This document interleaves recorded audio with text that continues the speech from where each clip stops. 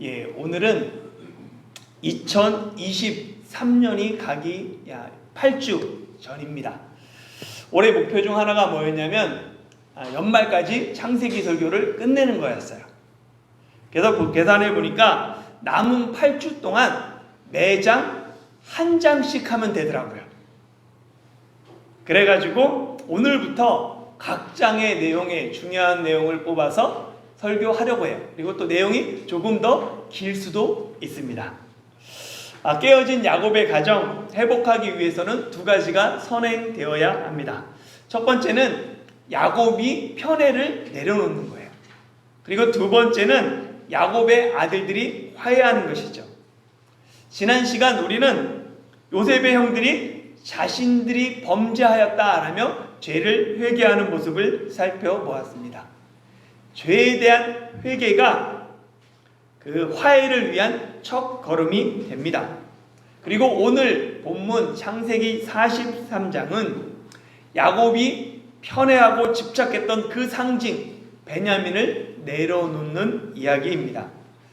창세기 42장에서 야곱은 절대 베냐민을 이집트로 보내지 않겠다라고 강경한 모습을 보입니다.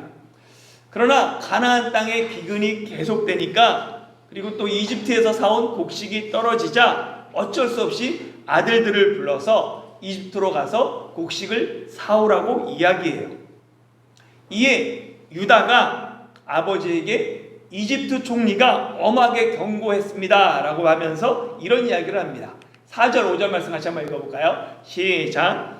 아버지께서 우리 아우를 우리와 함께 보내시면 우리가 내려가서 아버지를 위하여 양식을 사려니와 아버지께서 만일 그를 보내지 아니하시면 우리는 내려가지 아니하리니 그 사람이 우리에게 말하기를 너희의 아우가 너희와 함께 오지 아니하면 너희가 내 얼굴을 보지 못하리라 하였음이니이다.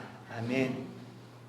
아들들의 대표로 넷째 유다가 등장한 이유는 유다와 아버지와의 관계가 그래도 좀 괜찮았기 때문에 그래요. 장자 느우베는 아버지의 첩 비라의 침상에 오름으로 말미암아 야곱의 눈밖에 이미 났죠.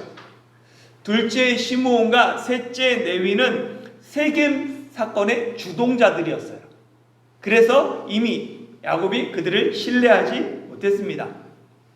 요셉을 뺀 나머지 아들들 야곱에게 신뢰를 주지 못했어요. 그래서 야곱은 요셉에게 채색 옷을 입히고 요셉을 상속자로 생각했던 것입니다. 아버지의 사랑을 독차지했던 요셉과 베냐민을 빼고 아버지와 그나마 관계가 괜찮은 사람이 넷째 유다였던 것이에요. 그래서 넷째 유다가 나서서 아버지에게 다시 예전에 있었던 이집트 총리가 했던 말을 상기시키면서 베냐민을 보내지 않으면 우리도 이집트로 가지 않겠다라고 대답합니다. 이 구절에 보면 유다가 베냐민을 지칭할 때 호칭을 보면 뭐라고 부르냐면 우리 아우라고 부릅니다. 유다는 우리 아우와 우리를 하나로 묶어서 이야기해요. 만일 우리 아우를 우리와 함께 보내면 우리가 내려가고 우리 아우를 보내지 않으면 우리가 내려가지 않겠습니다 라고 얘기합니다. 원래 유다를 비롯한 다른 형제들이 볼 때 요셉과 베냐민은 우리 형제라기보다는 아버지의 아들이에요. 창세기 37장에 보면 형들이 요셉의 피 묻은 채색 옷을 가지고 아버지에게 가서 이렇게 얘기합니다. 우리가 이것을 발견하였으니 아버지의 아들의 옷인가 보소서. 형들은 요셉을 자기 동생이 아니라 아버지의 아들로 생각해요. 그리고 실제로 그렇게 부릅니다. 그랬던 그들이 베냐민을 아버지의 아들이라고 말하지 않고 우리 아우 형제라고 이야기합니다. 형들은 이집트에서 괴로움을 당하면서 요셉의 괴로움을 생각했어요. 그리고 자신들이 당하는 괴로움, 그것이 요셉에게 행한 죄의 결과, 핏값으로 생각했습니다. 그래서 형들은 자신들의 죄를 고백하며 회개했죠. 형들의 진심 어린 이 회개는 요셉을 향한 죄에 대한 회개와 함께 동생 베냐민을 우리 형제로 받아들이는 계기가 됩니다. 그러나 야곱은 달랐어요. 야곱은 많은 아들이 있었지만 베냐민만을 특별하게 생각합니다. 창세기 42장에서 이집트로 돌아온 아들들이 다음에 갈 때는 꼭 베냐민을 데려가야 합니다. 그래야지 잡혀있는 시므온도 살고 우리도 살 수 있습니다 라고 말했을 때 야곱은 뭐라고 말했냐면 내 아들은 너희와 함께 내려가지 못한다 라고 얘기합니다. 야곱은 내 아들과 너희를 구분합니다. 야곱에게 베냐민은 내 아들이지만 다른 아들들은 너희예요. 타자입니다. 야곱은 여전히 아들들을 차별하고 있어요. 이미 야곱이 결혼한 지도 수십 년이 지났습니다. 아들들도 장성해서 가정을 이루고 자녀들을 낳고 가장이 되었어요. 그런데도 야곱은 여전히 아들들을 차별했습니다. 야곱은 자신의 편애와 차별이 가정의 모든 불화의 원인임을 깨닫지 못하고 있어요. 요셉을 잃었음에도 불구하고 여전히 정신 차리지 못하고 있습니다. 쌍둥이로 태어났지만 동생으로 태어났다는 이유 하나만으로 아버지에게 차별받았던 그 야곱이 가정을 이루고 가정이 되어 가정 내의 차별을 없애기보다는 도리어 아들들을 더욱 차별했습니다. 하나님이 야곱의 이름을 이스라엘로 개명하면서 야곱에게 평생 짐이 되었던 둘째 컴플렉스를 치유하셨습니다. 아브라함, 이삭, 야곱으로 이어진 하나님의 언약이 이제 야곱이 이스라엘이 됨으로 한 사람에게 이어지는 것이 아니라 이스라엘 민족 공동체에게 이루어지게 돼요. 이스라엘 12지파가 하나가 되고 한 마음이 되어야 합니다. 이스라엘 12지파가 하나님의 언약 공동체가 되기 위해서는 그들의 조상이었던 야곱의 아들들이 하나가 되어야 되죠. 그런데 야곱의 아들들의 하나 되는 것을 가장 가로막고 있는 것이 야곱의 편애와 차별이었습니다. 야곱은 베냐민을 향한 편애와 집착, 그것으로 이스라엘의 조상이 되지 못하고 여전히 다른 사람의 발꿈치를 잡고 늘어지고 있습니다. 하나님은 야곱을 이스라엘로 부르셨고 야곱이 이스라엘이 되길 원하셨습니다. 그래서 창세기 43장에 보면 야곱의 이름이 계속해서 이스라엘로 기록되어 있어요. 야곱이 이스라엘이 되기 위해서는 마지막에 손에 움켜잡고 있는 베냐민을 내려놓아야 합니다. 그러나 여전히 야곱은 두 사이에서 머뭇머뭇거리며 결정하지 못합니다. 베냐민을 보내자니 베냐민이 화를 당할까 불안하고 베냐민을 보내지 않자니 다른 아들들이 이집트로 가지 않겠다고 말합니다. 베냐민을 보내든지 아니면 가족 모두 앉아서 굶어 죽기만을 기다리든지 야곱은 족장으로서 결단하고 지도력을 발휘해야 합니다. 그런데 이때 야곱은 지도자로서 가장 하지 말아야 할 선택을 합니다. 6절 말씀 같이 읽어볼까요? 시작.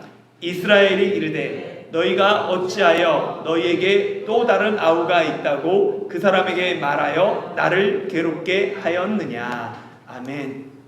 너희가 왜 또 다른 아우가 있다고 그 사람에게 말해서 나를 괴롭게 하느냐. 야곱이 선택한 것 아들들을 향한 원망입니다. 지도자가 가장 하지 말아야 할 것이 원망이에요. 지도자는 사실 욕먹는 자리입니다. 지도자가 어떤 결정을 하든 그 결정은 반드시 찬성하는 사람과 반대하는 사람이 있어요. 당연히 반대하는 사람은 지도자를 향해서 불평하고 원망합니다. 한때 우리나라에서 길 가다가 넘어져도 대통령 때문이다 라는 원망하던 시절이 있었어요. 그 당시 대통령이었던 분은 이렇게 얘기했죠. 대통령을 욕하는 것은 민주사회에서 주권을 가진 시민의 당연한 권리입니다. 그렇기 때문에 나를 욕해서 스트레스를 풀 수 있다면 저는 기쁜 마음으로 그 욕을 받아들이겠습니다 라고 말했어요.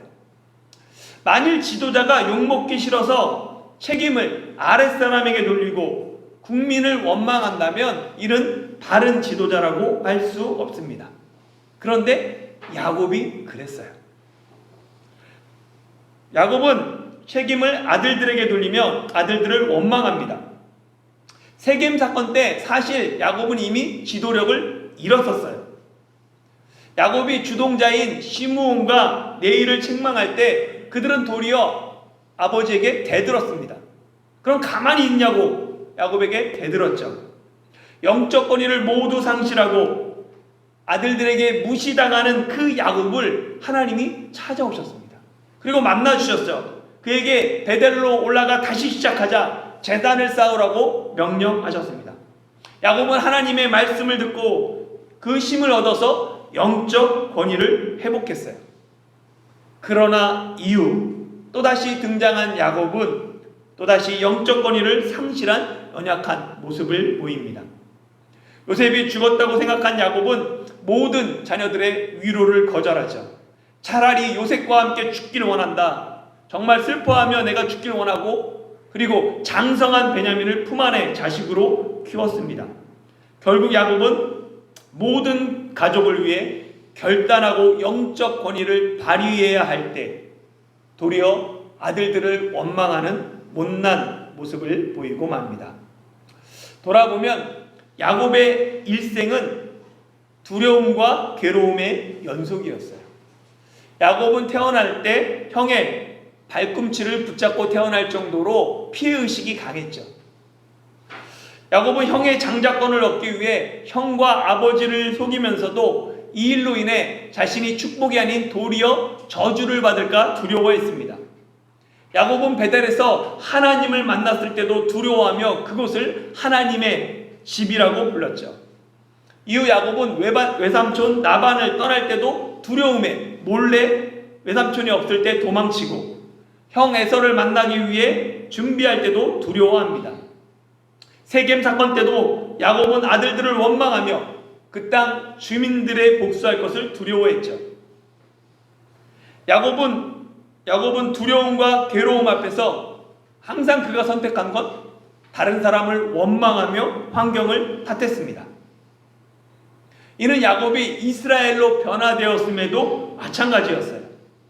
야복 나루와 베델에서 하나님을 2번이나 만난 사람이 야곱입니다. 야곱이 변하여 이스라엘이 되었어요. 그럼에도 여전히 야곱은 자신밖에 생각하지 않습니다. 한 가정의 가장이요 대가족을 이끄는 족장으로 야곱은 스스로 결정하고 스스로 책임지려고 하지 않습니다. 만약 시므온이 아닌 베냐민이 이집트에 잡혀 있었다면 야곱은 어떻게 행동했을까요? 아마도 야곱은 아들들이 이집트에서 돌아오자마자 다시 아들들을 이집트로 보내서 베냐민을 데려오라고 했을 거예요. 아니 자신이 앞장서서 아들들을 데리고 이집트로 갔을 가능성이 큽니다. 그런데 지금 야곱은 인질로 잡혀있는 시므온의 생사에는 관심이 없어요. 시므온이 당하고 있는 괴로움은 전혀 생각하지 않고 오직 베냐민을 보내는 일만이 자신의 괴로움으로 생각하고 말하고 있습니다. 영적 거장도 영적 분별력을 잃으면 한낱 평범한 노인이 된다는 사실을 야곱은 우리에게 가르쳐 줍니다. 아버지의 원망의 아들들은 자신들은 꿈에도 그 사람이 베냐민을 데려오라고 할 줄 알지 못했다라고 말하죠. 아들들은 그 사람이 정탐꾼으로 모는 그 상황에서 혹 거짓말을 했다가 그것이 밝혀지면 꼼짝없이 정탐꾼으로 몰려서 목숨을 잃을 수 있는 상황이었기 때문에 있는 그대로 진실만을 대답했다라고 말합니다. 아버지는 아들들을 원망하고 아들들은 아버지에게 자신의 억울함을 주장할 때 또다시 유다가 나서서 아버지를 설득합니다. 8절 9절 말씀 같이 읽어볼게요. 시작. 유다가 그의 아버지 이스라엘에게 이르되 저 아이를 나와 함께 보내시면 우리가 곧 가리니 그러면 우리와 아버지와 우리 어린 아들들이 다 살고 죽지 아니하리이다. 내가 그를 위하여 담보가 되오리니 아버지께서 내 손에서 그를 찾으소서. 내가 만일 그를 아버지께 데려다가 아버지 앞에 두지 아니하면 내가 영원히 죄를 지으리이다. 아멘. 유다는 아버지에게 베냐민을 보내면 우리와 아버지와 우리 어린 아이들이 다 살고 죽지 아니하겠다라고 말합니다. 야곱은 베냐민을 잃을지도 모른다는 괴로움과 두려움에 판단력을 잃어봤어요. 그래서 스스로 결정해야 될 그 가장의 의무를 저버리고 아들들을 원망하고 있죠. 그런데 유다를 보세요. 유다는 우리와 아버지와 우리 아들들을 보고 있어요. 야곱의 초점이 베냐민에게 맞춰져 있을 때, 자신에게 맞춰져 있을 때 유다는 가족 전체를 바라봅니다. 야곱이 자신만을 생각할 때 유다는 내가 아닌 우리를 바라봤어요. 공동체 전체를 바라보면 유다는 자신을 베냐민을 위한 담보가 되겠다라고 자청합니다. 젊었을 때 유다는 형제들과 함께 요셉을 죽이려고 했죠. 요셉을 상인에게 파는데 제안했던 사람이 유다입니다. 그런 유다가 자신도 결혼하고 자식을 낳고 길러보니까 자식 잃은 아버지의 괴로움, 또 자식을 잃을지 모른다는 아버지의 두려움이 이해가 됩니다. 그래서 유다는 자신이 나서서 아버지께 반드시 베냐민을 안전하게 데려오겠다라고 말하죠. 그러면서 만일 베냐민을 아버지께로 데려오지 못하면 자신이 담보가 되겠다. 내 상속권이 박탈당하고 가문에서 추방당하고 영원한 죄인으로 낙인 찍히는 한이 있어도 반드시 자신이 책임지겠다라고 약속합니다. 유다의 이런 결단 하나님이 기뻐하십니다. 하나님은 공동체를 위한 희생과 결단을 기뻐하시죠. 그리고 공동체를 위해서 희생하고 결단한 사람 외면하지 않습니다. 반드시 그에게 큰 복을 주십니다. 야곱이 말년에 12아들들을 불러다 놓고 그들을 축복해요. 기도할 때 12아들 중에 요셉과 유다가 가장 큰 복을 받습니다. 나머지는 복이라고 말할 수도 없어요. 야곱은 요셉의 두 아들 므낫세와 에브라임을 축복하면서 장자에게 주었던 두 목의 재산권을 요셉에게 줘요. 그래서 후에 12지파 중에 요셉의 두 아들인 므낫세와 에브라임이 각각 한 지파씩 차지하게 됩니다. 그리고 야곱은 유다에게 왕을 상징하는 궤와 그 통치자의 지팡이를 주죠. 이야기합니다. 이 예언에 따라 이후에 유다 지파에서 왕이 나오게 돼요. 요셉이 하나님께 복받은 것 이해가 됩니다. 그런데 왜 유다가 하나님께 복을 받았을까요? 하나님께서 공동체를 위해서 헌신하고 희생한 그 유다의 마음을 기뻐하셨기 때문입니다. 이때 공동체를 위해서 희생하고 헌신했던 유다와 비교되는 사람이 한 사람 있어요. 그 사람이 바로 르우벤입니다. 르우벤도 유다와 마찬가지로 공동체를 위해서 헌신하고 책임지려고 했어요. 그런데 유다와 르우벤의 결정적인 차이는 르우벤은 항상 말뿐입니다. 형제들이 요셉을 죽이려고 할 때 요셉을 살리려고 했던 사람이 르우벤이죠.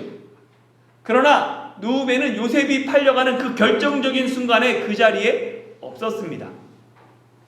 야곱에게 가장 먼저 베냐민을 책임지고 아버지에게 돌아오게 하겠다 제안했던 사람이 르우벤이에요. 그러면서 만약에 베냐민을 데려오지 못하면 자신의 두 아들을 죽이라고까지 르우벤은 얘기했습니다. 그러나 르우벤은 이번에도 결정적인 순간에 등장하지 않습니다. 결정적인 순간마다 그 자리에는 르우벤이 아닌 유다가 있었습니다. 르우벤은 언제나 마음뿐이고 말뿐이었어요. 그러나 유다는 실행하고 실천합니다. 르우벤이 말만 하고 책임지지 않는 모습은 두 아들의 생명을 담보로 하라 제시하는 그 모습에서도 찾아볼 수 있어요. 르우벤이 정말 베냐민을 책임지기를 원했다면 두 아들이 아닌 자신의 생명을 담보로 걸었어야 해요. 이런 르우벤과 달리 유다는 자기 아들들의 생명이 아닌 자신의 생명을 담보로 제시합니다. 우리가 마음으로 믿어 입술로 고백하는 건 매우 중요합니다. 그러나 말뿐인 믿음은 죽은 믿음이에요. 행함으로 우리의 믿음을 세상에 보여야 합니다. 내게 믿음이 있으면 그 믿음이 내 삶 속에서 드러나야 해요. 세상 사람들이 우리의 착한 행실을 보고 하늘에 계신 우리 아버지께 영광을 돌려야 합니다. 말이 아닌 행함과 진실함으로 하나님께 영광을 돌리는 성도들이 되길 소망합니다. 유다의 결단에 이제 아버지 야곱이 응답할 차례예요. 그런데 야곱은 하나님이 아닌 예물을 먼저 의지합니다. 야곱은 예전에 형의 분노를 예물을 통해 진정시키고 누그러뜨린 적이 있어요. 그래서 이번에도 야곱은 아들들에게 가나안 땅에서 나는 특산물 6종 세트를 준비시키고 지난번에 곡식자루에 있었던 그 돈의 2배를 준비시킵니다. 야곱은 예물을 먼저 준비시키고 이후에 하나님을 찾습니다. 야곱은 전능하신 하나님께서 은혜를 베푸시면 시므온과 베냐민이 모두 무사하게 돌아올 것이다 라고 기도한 후에 마침내 내가 자식을 잃게 되면 이르리이다 라고 결단합니다. 드디어 야곱은 마지막까지 내려놓지 못했던 편애와 집착의 상징 베냐민을 내려놓습니다. 야곱 인생의 모든 괴로움과 두려움은 야곱이 자신의 삶을, 자신의 인생을 하나님께 온전히 맡겨드리지 못했기 때문입니다. 결국 야곱을 평생 괴롭힌 두려움의 근원은 하나님에 대한 야곱의 불신 때문이었어요. 큰 자가 작은 자를 섬길 것이란 하나님의 말씀을 불신했기에 야곱은 자기 힘으로 하나님의 뜻을 이루려고 했습니다. 그렇다 보니까 야곱의 인생은 언제나 분할하고 모든 일이 두려움 뿐이었어요. 갑절의 돈을 자루에 넣으면서도 야곱은 이 일이 혹 잘못될까봐 두렵다라고 말할 정도로 야곱은 매사에 두려움을 느꼈습니다. 그런 야곱이 이제 자신의 힘으로 어찌할 수 없는 상황에 부딪히자 전능하신 하나님을 부르며 그분의 은혜를 구하고 그 결과를 겸손하게 받아들이겠습니다 라고 결단합니다. 비록 그 결과가 베냐민을 잃는 것일지라도 그 결과를 하나님의 뜻으로 받아들이겠다라고 결단하며 야곱은 베냐민을 형들과 함께 이집트로 보내게 됩니다. 그리고 드디어 이집트에 간 베냐민이 요셉 앞에 서게 되죠. 요셉의 이름 뜻은 더함입니다. 어머니 나엘이 아들을 낳고는 하나님이 자기에게 아들을 더해주길 원한다 하면서 그 이름을 요셉으로 지었어요. 그렇기 때문에 요셉에게 있어서 베냐민은 어머니가 평생 소원했던 아들, 그리고 어머니의 생명과 바꾼 동생입니다. 비록 베냐민이 태어나서 얼마 후에 요셉이 이집트로 팔려갔기 때문에 동생 얼굴이 잘 기억나지 않아요. 그러나 요셉은 형들과 함께 온 젊은이를 보자마자 동생임을 알아봅니다. 요셉은 동생과의 재회를 기뻐하고 그것을 표현하기보다 청지기에게 형제들을 자기 집으로 인도하고 잔치를 준비하라고 시키죠. 형제들은 청지기의 인도를 따라 요셉의 집으로 가면서 두려움을 느낍니다. 두려움에 빠진 형들은 저번에 자루 속에 돈이 들어있었던 것을 생각하면서 요셉이 우리를 잡아서 노예로 삼고 나귀를 뺏으려고 한다라고 짐작해요. 그래서 아무도 뭐라고 하지 않는데 형들은 청지기에게 미리 이야기합니다. 저번에 돈이 들어있었다. 이것에 대해서는 자신들이 전혀 모른다라고 말하죠. 이에 청지기는 두려워하는 형들을 안심시킵니다. 두려워하지 말라고 얘기하며 자루 속에 돈이 있었던 것 하나님이 너희에게 주신 것이라고 말합니다. 그리고 갇혀있던 시므온을 그들에게 데려오고 요셉의 집으로 인도해서 발을 씻게 하고 나귀에게 먹이를 줍니다. 형제들의 모습에서 볼 수 있는 것처럼 때로 두려움, 고난은 우리를 진실하게 만듭니다. 얼마나 다급했으면 형들은 청지기에게 미리 진실을 이야기해요. 원래 형들의 성품은 세겜 성읍 사람들을 잔인하게 학살했던 사람들이고 동생 요셉을 죽이려고 모의하면서도 전혀 고민하지 않았어요. 아버지를 속이면서도 아버지에게 뻔뻔하게 거짓말을 했던 피도 눈물도 의리도 없던 사람들입니다. 그런 형들이 시련과 고난 앞에 진실해졌습니다.